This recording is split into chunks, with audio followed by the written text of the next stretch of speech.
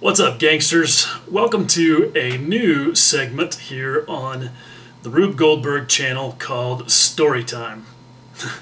Yeah, that's totally not happening. This is not going to be a regular segment. There are enough girls on YouTube doing Storytime to last us all for the next millennia, so we don't need me to add any more to that. But this is a story that involves some hopefully relevant lessons. I'll let you guys decide. Let's get into it. Okay, so here we go. You can see that this Spitfire that I'm working on, this is the Tamiya 132nd Spitfire for anybody who may not have been following my nonsense. You can see it has just one wheel on it. Now, if you are an aircraft modeler, you understand when I say that this is a thing that you never want to see. I don't know what the deal is, but for me anyway, putting landing gear on and wheels and all of that is like one of the most stressful parts of building a model airplane. I absolutely despise it. I despise it so much that if I could justify doing every aircraft in flight, I probably would, just so that I could skip landing gear bullshit. Oh yeah, and by the way, this story is going to probably be laced with profanity and bitterness, so yeah, be prepared for that. Anyway, so why does the Spitfire only have one wheel on it? So this is the deal. Okay. Got to do a little bit of backstory. You'll notice that on this wheel that's on here, that there is a lovely flat spot on the bottom of said wheel. Now, this wheel is one of the Edward Brasson wheels made for this kit. And one of the things that I like to do with resin wheels is I like to mill the bottom of them perfectly flat so that they'll basically stand up on their own, just like this one right here is doing. And I did that because that helps remove some of the stress for me. It basically lets me put the thing on with some 5-minute epoxy, which then gives me time to flip the bird over, set it on its wheels, get the wheels lined up where they're, basically perfectly straight front to back, and resting on that flat spot, knowing that they're at least going to be sitting correctly relative to planet Earth. So that's what I did with those. Now, these wheels did not come with any kind of camber on them already. They're not like Typhoon or Tempest wheels that tilt out. Spitfire wheels look like they have a little bit of camber, but it's kind of hard to tell if that's real or if it's an optical illusion because of the way that the legs splay outboard. And you can really see that with this one over here that's got the stub sticking out of it, that it's not at a right angle relative to the leg. So anyhow, this is all going to be more important here in a minute. So the Edward wheels are beautifully detailed, but they have no camber built into the flat spot that they have where it attaches to the pour block. So basically, all I did was just clean it up and make it nice and perfectly flat. Now, this also helps when, as is the case with these little pieces of bullshit, they don't fit properly. And these don't. I probably will never buy another set of Edward Brasson wheels because they have fit issues. You can't really see it because I've filled it in, but one of the main problems is that that there's a large gap between the rim and the tire. Damn, I just keep dropping this thing on both sides, and that's just super irritating that they can't ever seem to get past that. But it's even worse in this case. See that hole that the axle stub is supposed to fit into? Yeah, it's too large in diameter, too shallow in depth, And that circular recess right there, where the flange on the end of the gear leg is supposed to plug in, does not fit. The OD of the flange is it's like 10 or 15 thousandths larger than the ID of that little circular depression. So all kinds of fit problems there. And so especially with the flat spot having to be clocked to exactly the right orientation, there's just no way that you can guarantee that the wheel is going to be on there correctly without doing it the way that I do it. And so again, that's why I machine the flat spot on there. So, okay, so that's the backstory on the wheels themselves. All right, now let's talk about the landing gear. This is a beautifully engineered landing gear system, and I say that rarely. I feel like that landing gear are just one of those things with aircraft models that just never do work out as easily as they should in my mind. I mean, I don't know, from my model making and engineering background, I feel like, you know, landing gear and wheels should basically be plug and play. Like, I mean, they don't go on there in multiple positions, right? They have a single orientation that's correct. And yet, most model airplane companies just don't ever seem to get it right. Now, I thought I had met the exception with this Tamiya 132nd Spitfire, and really, for the most part, I did. But you'll see that there was a little bit of a gotcha. So the way that this system works, and you can't really see it in there, so I will break out the instruction sheet and you can see what happens. It really is beautifully engineered. It's clever. The tolerances are a little bit tight, and I had to relieve some material on the key piece to get it installed, but it is essentially brilliant. Let me show you how it works. So here's what happens. Okay, if you look, this is the landing gear. It's got a steel rod in the middle of it, so it's super strong and stiff. Now, the way that it attaches to the aircraft is like so. All right, once you've got it all put together, what happens here is it's a wedge and screw system. You can see that that part A4 and A5 is a wedge, and it's got a little ridge on the front of it that plugs into a notch on the back side of the gear leg, and that conical shaped peg sticking out of the front of the leg plugs into a hole right there on the inside of the gear bay. So what happens is you drop that in there, then you drop the wedge thing in there, then you put the screw in. Now, and so what happens is that as you screw that thing in, the wedge basically just shoves that conical peg into that little hole, and everything is super tight and strong. And in theory, because of that ridge on the front of the wedge, aligned correctly with no possibility for error, in theory, right?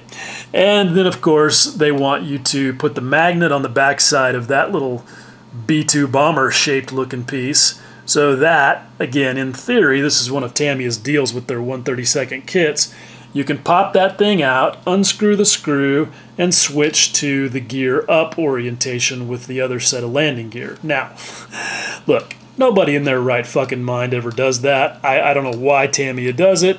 It's just gimmicky in my opinion, but it does produce a really super strong attachment. And one that doesn't need glue, which in my case, it was a good thing I didn't add any. I resisted my normal compulsion to over glue things.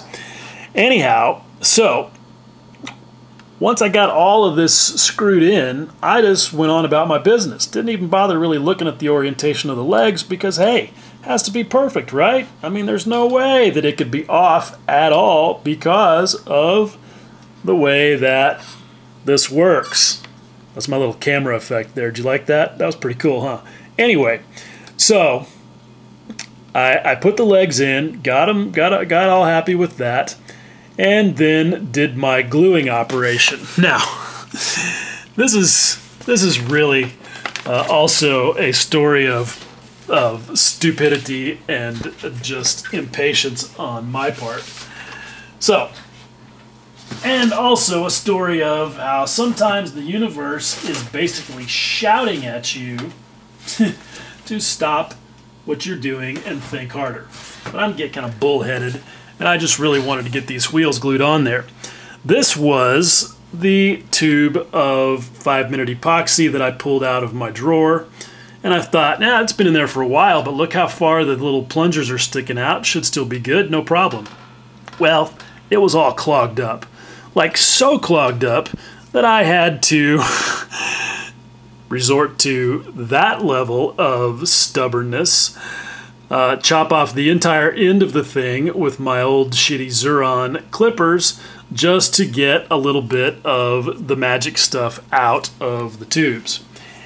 And so when I finally did, I stirred it all up in this little aluminum dish and glued the damn wheels on and had them blocked up with my handy dandy 1-2-3 blocks, which I love for doing landing gear because they basically let you have something resting up against the wheel that guarantees that it isn't going to move or shift or anything like that, right? So everything is basically proceeding pretty much according to plan. But I came back in an hour and I had kept this out specifically because this is a good idea with epoxy to check to see if it had cured. And when I stuck the toothpick in it, I discovered that it had not, because I was able to very easily make marks in it, much easier even than I am now. And this was 24 hours ago. So the 5-minute epoxy was not doing the 5-minute thing. So anyhow, I just, I was like, all right, fine, I'll go do something else. So I left the model sitting here all afternoon. Still the epoxy's not set up. Still, I know that, the wheels are not solidly locked in place. Come back last night, at about 9 o'clock to do a little bit of work before calling it a day, as is my custom. And the glue is still not set up. So I'm like, oh, okay, fine, whatever. So I decide to start masking the bubble canopy, which that's a whole story all unto itself. This thing is one of the most difficult masking jobs I've ever run into. And you can see, there is no amount of pre-cut mask that is going to properly account for that bulbous shape. So you can see it's all done with little strips of tape that I cut on my Infini Type A cutting board, and in another one of those examples where I just feel like that thing is cheap at twice the price. Anyway, so I'm masking and get all done with that, and I decide that I'm going to do the infill with some Mr. Masking Sol R. Okay, so I'm brushing all that on there, and I get it all covered up, and I'm like, okay, I need to set this down, but I want to make sure that it's not gonna, I don't know what I was thinking, but I felt like, for some stupid reason, that I needed to clip the edge of the thing like that with some gripper tweezers. So I did that, and I thought, all right, cool. That's a good way to set it aside for the night. And as I was doing said setting aside, oh, okay, this is another one of those situations where trying to make things, actually making things worse by trying to make them better. Of course, that's the moment where the gripper tweezers decided to lose their grip for this thing to get ejected forcibly out of said gripper tweezers and go flipping through the air and landing, of course, upside down in the still wet Mr. Masking Sol R. So I was like, fuck, god damn it. Okay. And I was, in my semi-controlled haste to unfuck that situation, I'm picking this up and trying to be very ginger with it. And of course, I bump into the Spitfire, which is still sitting here with its wheels all blocked up. And I notice that it moves a little bit. So I'm like, shit. Well, that's not going to be good because I know my epoxy still hasn't cured, and I'll bet that I've now thrown the wheels out of alignment. So I took a deep breath, set this thing off to the side to get it out of the way, and started looking at the wheels. And I was like, yeah, sure enough, something's not quite right. Started looking closer, and I realized a couple of things. That when I looked at that wheel on the starboard side, that it was clearly not all the way on this little stub right here. I could see a gap between the flange and the wheel. I was like, okay, well, that's not good. But, you know, I mean, the landing gear has to be on there correctly. I mean, it is, you know, it's impossible, right, for it to be wrong. So, okay, I'll just end up having to flood some super glue in there, and it's just, you know, the way resin bullshit is. Anyway, I was doing all that rationalizing. But it was really bugging me because it seemed like something wasn't quite right with these gear legs. And this one over here looked okay. I mean, you can see that even though the flange is not in the little recess, it's at least, you know, straight and correct. So I was like, yeah, that should, you know, okay. So that one's right. So the other one must be right, right? They all must be right.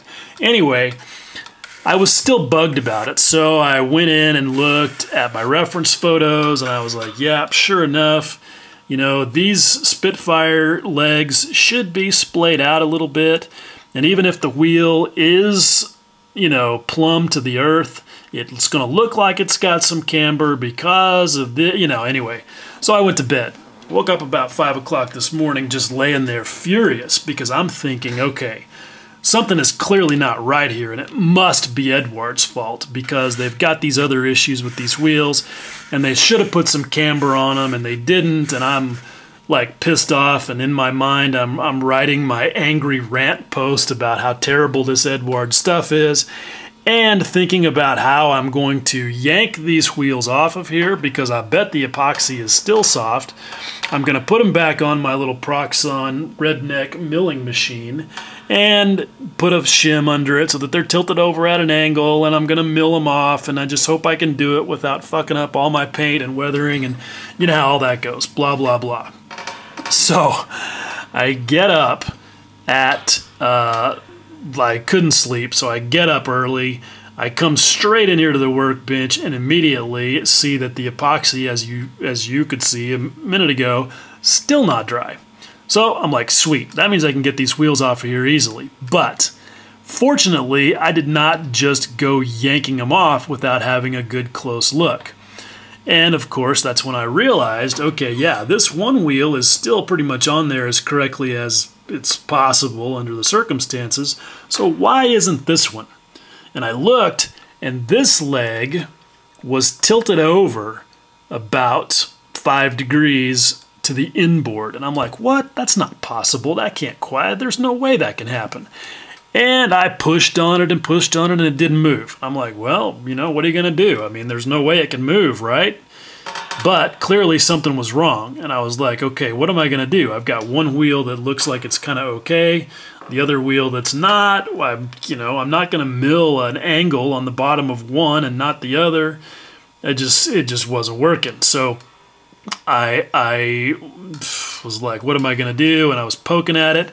And I decided to take one more push on the bottom of this gear leg. And I was like, I can push on this thing pretty hard because it's got that steel rod in there and it's not going to break. So I'll just get a little bit barbaric with it. And I did, and it went bonk and popped over to where it was in the correctly outboard splayed position that you see here. So, yeah, huge amount of relief there because assuming that I can get some decent 5-minute epoxy in my hands I can basically just repeat the process that I did yesterday, glue the thing back on there, and I'm all good. No extra machine work necessary, and everything will be fine, I think. Okay, so, yeah, that's the story. That was my story time. Hopefully it was interesting enough to convey at least a little bit of the drama and the points that I was trying to make. Yeah, but so what were those points? Okay, so I think Tamiya engineering is wonderful. It is, at least on their aircraft models. I mean, we've run across some situations where it was not so wonderful. Their car models are not universally wonderful, and some of their armor kits, granted, which may have been Reeboxes, so you can't really count them, are also not as great. But for the most part, their aircraft stuff, in my experience, the engineering has been like 9 out of 10 wonderful all the time. But sometimes shit happens. Sometimes things are just weird, and as much as in your mind they can't happen any other way, they do. And this little situation with the landing gear position really brought that home. And that it reinforces a lesson that I learned long ago, but that I obviously am still not perfect at remembering. And that is, always look twice or 10 times, whatever it takes, especially if something isn't right. If there's something in your mind that's bugging you and you're going through all these facts about how the thing is supposed to go together, but something still isn't right, then something still isn't right. And you just should keep looking. Even when you're like, well, whatever, and you want to move on, it can really pay off big time if you take that extra look and look really closely. And I have tried and tried in all of my fabrication and model making and mechanicking experience to remember that lesson. But hey, you know, sometimes,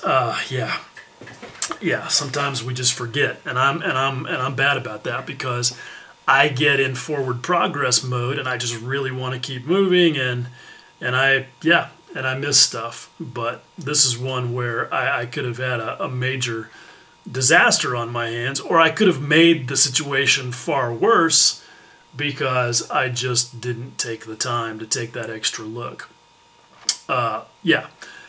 Anyway, I don't know what other lessons are in there.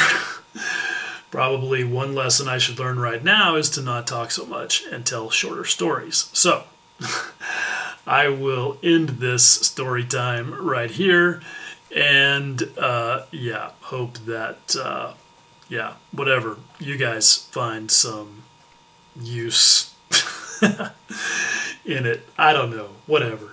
I gotta stop. It's just, I'm like delirious at this point and just ready to be done with this project. Anyway, now I'm starting to babble feverishly, so I will stop now. I promise. Anyway, thanks for watching, guys. Much love. Okay, wait, so since I've just actually glued the stray wheel back on the Spitfire and it's gone beautifully, let me give you an actual valuable piece of information in return for you having to sit through all 20 minutes of this bullshit, or whatever it ends up being. This Loctite 5-minute epoxy, yeah, don't buy it. The dispenser, terrible.